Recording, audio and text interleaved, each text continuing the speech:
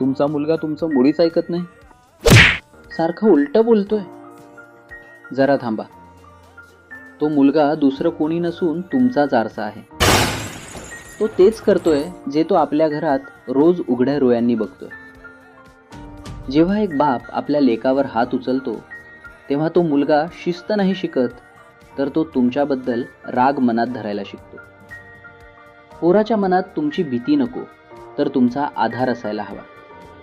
आज रात्री झोपताना त्याला ओरडण्याऐवजी फक्त एक गोष्ट करून बघा.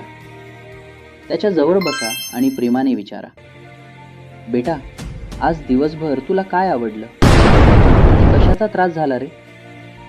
मग बघा, तो पोरगा स्वतःहून त्याचं मन तुमच्यासमोर मोकळं करेल.